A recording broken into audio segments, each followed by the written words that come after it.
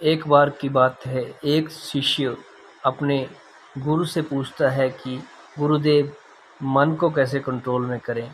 आप कहते हैं कि हमेशा वर्तमान में रहें, पर मैं जब भी वर्तमान में रहने की कोशिश करता हूँ तो मेरा मन विचारों में भटक जाता है, विचार मेरे को परेशान करते हैं। तो गुरुदेव उसको एक भैंस ला के देते हैं और उसको कहते हैं कि रोज़ इसको नदी में नहला के लाया करो। तो शिष्य उसको रोज़ ही नदी में ले जाके नदी में नहलाने के लिए जाता है। वो जब भी उसको नहला के भैंस को वो वापस लाने की कोशिश करता है तो भैंस जो है आनाकानी करती है और नदी में वापस जाने की कोशिश करती है। तो एक दिन गुरुदेव उससे पूछते हैं कि तुम दोनों में मालिक कौन है।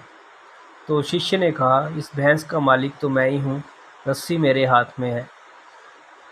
गुरुदेव तुरंत ही रस्सी काट देते हैं और रस्सी कटते ही भैंस जो है वो नदी की तरफ दौड़ लगा देती है और पीछे पीछे शिष्य भी भैंस के पीछे भागना शुरू कर देता है। गुरुदेव तुरंत उसके पास जाके पूछते हैं, अब बताओ कि तुम दोनों में मालिक कौन है। तो शिष्य चुप हो जाता है।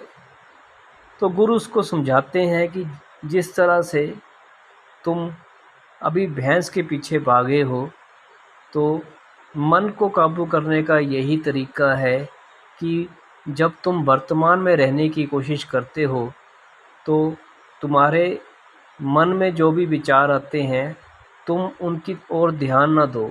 अगर तुम उन विचारों की तरफ ध्यान नहीं दोगे तो उनको ऊर्जा नहीं मिलेगी, और अगर उन विचारों को ऊर्जा नहीं मिलेगी तो वो अपने आप ही शांत हो जाएंगे, और जैसे ही आपके विचार गिर जाएंगे तो मन का कंट्रोल आपसे ख़त्म हो जाएगा और आप जो है मन के मालिक बन जाओगे।